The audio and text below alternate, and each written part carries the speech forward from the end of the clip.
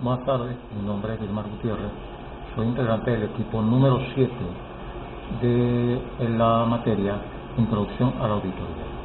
En esta ocasión vamos a hablar acerca del tema de las evidencias.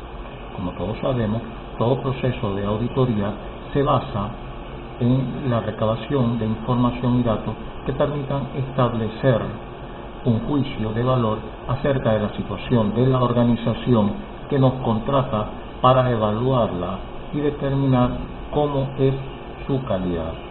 En este caso, estamos hablando de la evidencia.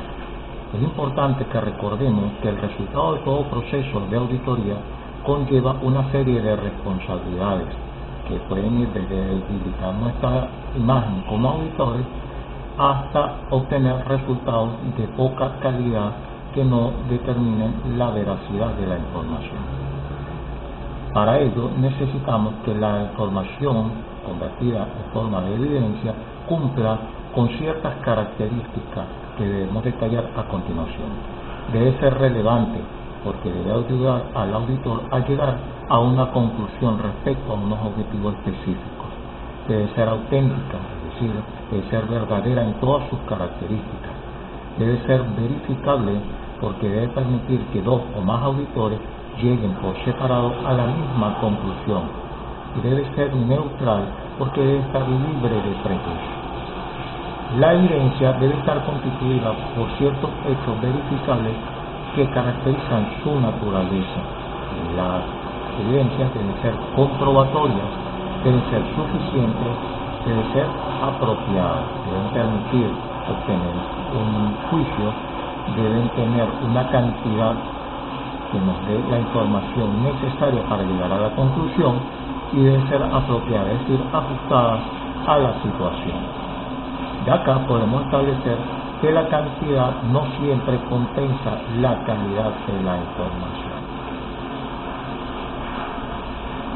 Generalmente, los estados financieros y la auditoría financiera se hacen a partir de pruebas de tipo sustantiva. Este tipo de evidencia tiene como objeto establecer una evidencia de auditoría relacionada con la integridad, la exactitud y la validez de la información financiera auditada. Consiste básicamente en pruebas de transacción de saldos y de operaciones, así como técnicas de examen analítico. Un auditor debe tener evidencia mediante la cual las pruebas sustantivas tengan las siguientes características. Debe existir existencia, los activos deben estar en una fecha determinada. Hay derechos y obligaciones que están relacionados con los activos y los pasivos. El acaecimiento que deben ser registrados en el momento en que tuvieron lugar los hechos. La integridad, que no debe haber pasivos o activos que no estén debidamente registrados. La valoración, los activos y los pasivos registrados por su valor adecuado. La medición, una transacción se registra por el justo importe, ni más ni menos. Y la presentación y desglose es que las transacciones deben ser diluidas y clasificadas de acuerdo a las normas y principios generalmente aceptados por la contabilidad. Para ello, existen diferentes tipos de técnicas con las cuales podemos recolectar esa evidencia. Una de las más utilizadas es el examen físico, que consiste en una inspección que hace el auditor con el hecho tangible. Por ejemplo, la toma de inventarios, el arqueo de dinero, el arqueo de documentos, la comparación de facturas.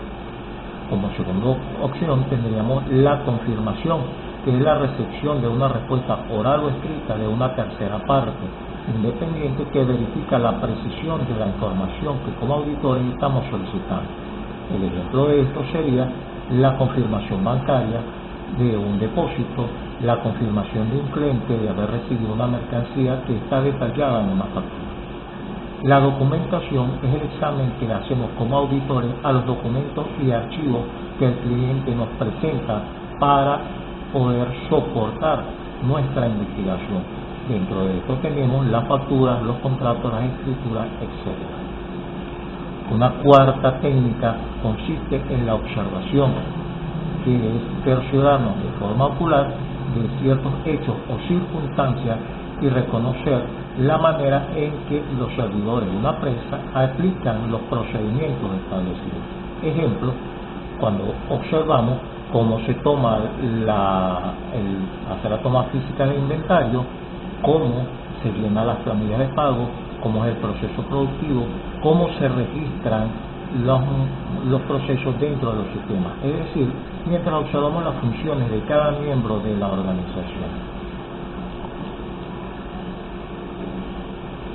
Para hacer un poco más sencilla la técnica de evidencia, utilizamos un submétodo llamado muestreo, que consiste en tomar ciertos y determinados detalles en solamente una parte de la información a fin de obtener nuestras conclusiones. Existen diversas técnicas de muestreo, como son el muestreo aleatorio, en donde tomamos muestras de manera al azar dentro de una población.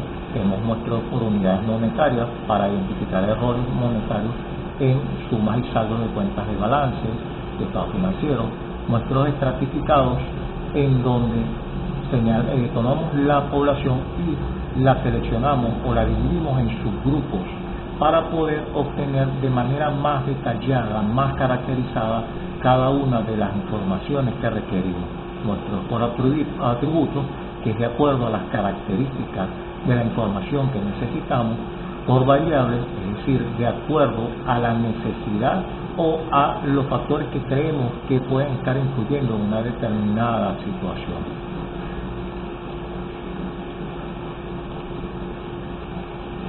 Las características del sistema de control interno adecuado a objetivo. Un sistema de control es un proceso mediante el cual la organización mantiene entornos que fomentan las actividades incorruptibles, es decir, que evitan que los miembros de la organización incurran en actividades fraudulentas o de tipo doloso. Existen unas ciertas características que determinan cuáles son los sistemas de control interno más adecuados. La primera característica tiene que ver con la responsabilidad, y es que todo el personal de la organización está obligado a participar y tiene responsabilidades dentro del control interno, aunque su alcance pueda variar. La instrumentabilidad es un medio utilizado para la consecución de un fin, es decir, los procedimientos que se hacen para alcanzar los objetivos. El alcance está dado por todo el ámbito de la empresa, es decir, que el método debe alcanzar a todos y cada uno de los departamentos.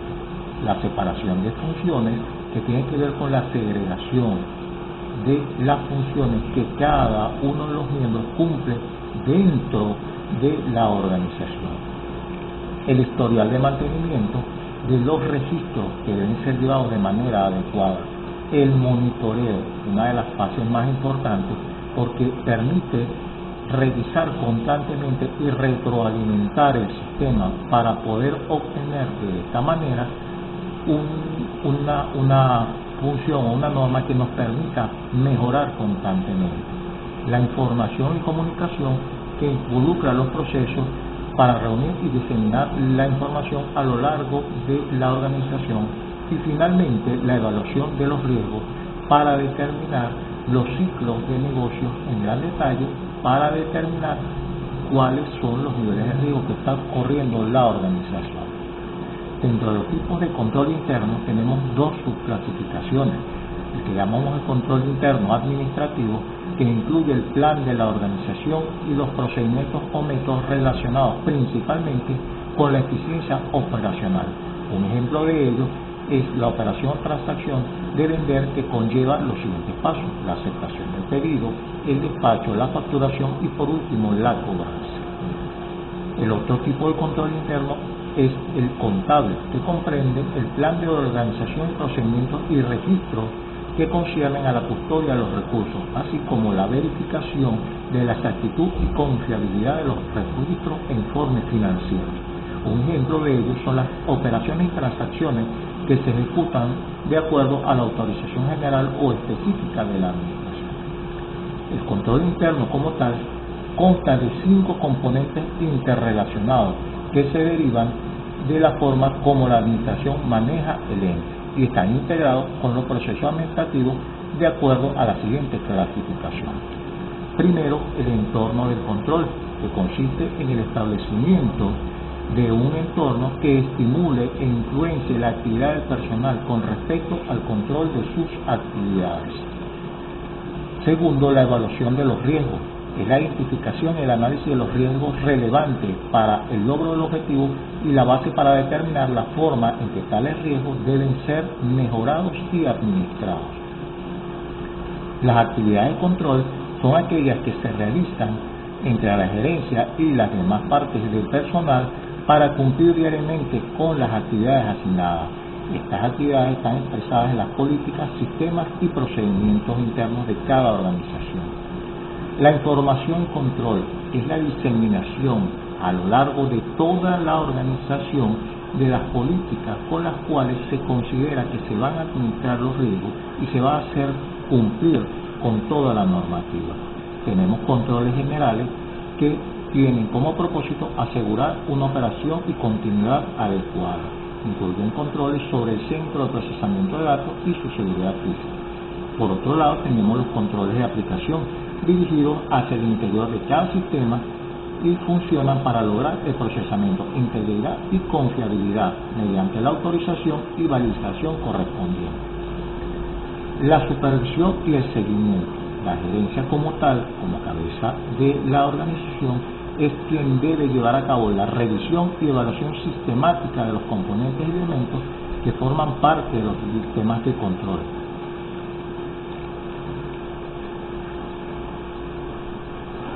En nuestro caso, en auditoría financiera, el componente seleccionado corresponde a la evaluación de los riesgos. Como ha sido señalado anteriormente, en este componente se hace referencia a la identificación y análisis de riesgos, es decir, proporciona un proceso para identificar, valorar y dar respuesta a los riesgos que pueden llegar a afectar de manera inherente al cumplimiento de los objetivos planteados por la empresa u organización.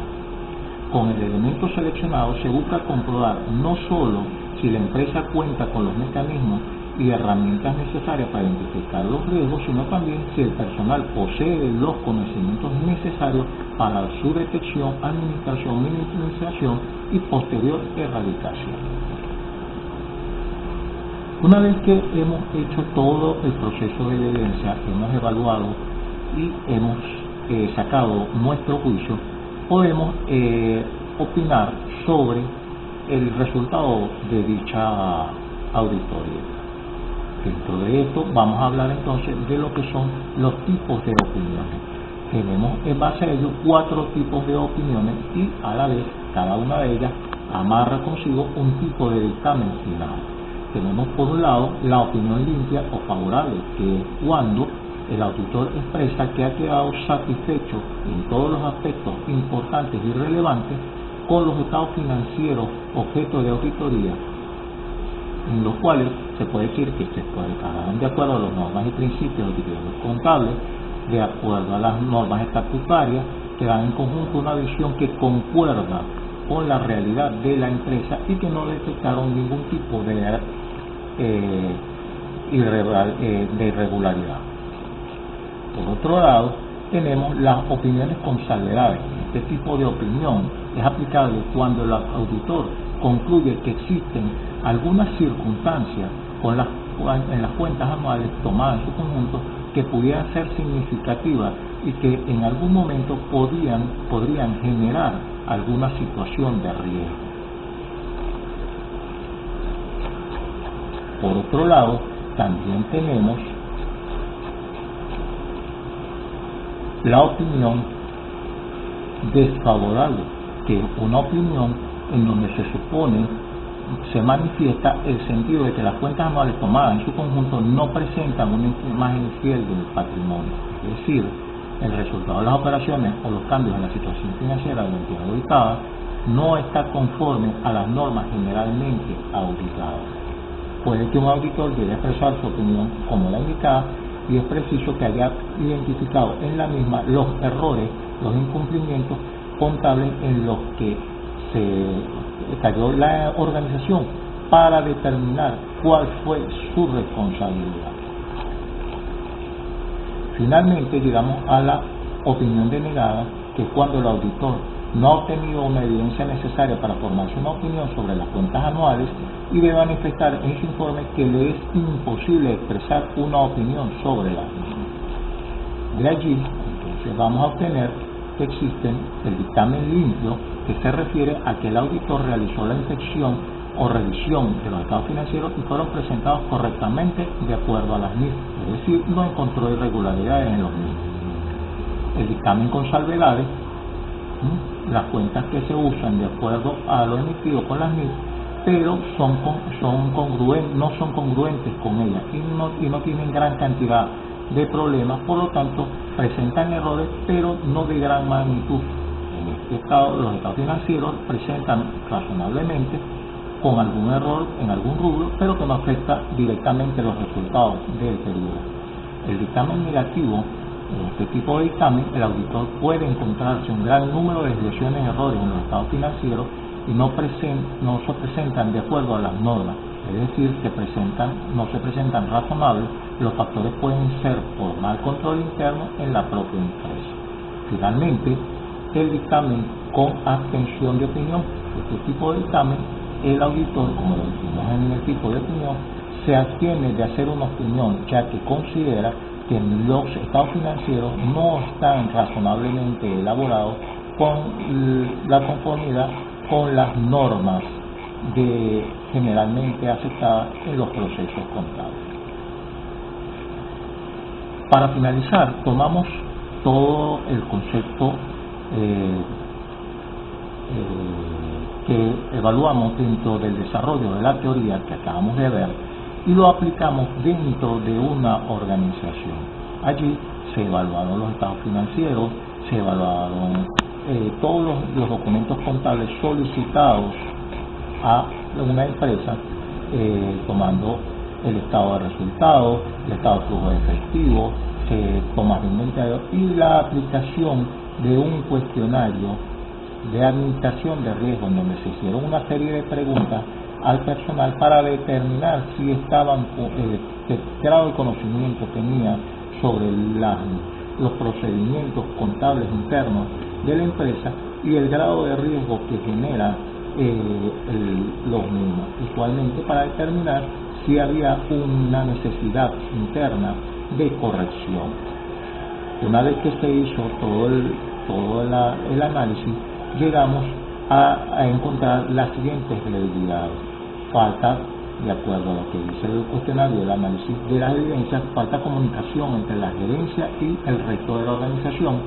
No cuentan con un departamento de contabilidad, el personal responsable de llevar la misma es un outsourcing, y hay falta de notas explicativas de los estados financieros. Se recomendó a la empresa prescindir de la empresa outsourcing para el manejo de la contabilidad financiera de la organización, crear un departamento interno y a su vez que éste periódicamente fuese auditado por los contadores externos, los auditores externos. Se recomendó también realizar auditorías de los estados financieros para ir descartando los posibles riesgos que puedan afectar a la empresa y de esta manera cumplir con todas las normas internacionales. Contratar auditores externos para así también evaluar al personal interno contable y de toda la organización. Finalmente, con todo esto llegamos entonces a la conclusión de que la evidencia se conforma como el punto clave, la piedra angular de todo el proceso de auditoría con el cual vamos a establecer nuestras opiniones. Agradecido por su atención, muchísimas gracias a todos, espero que esta información les haya sido de utilidad.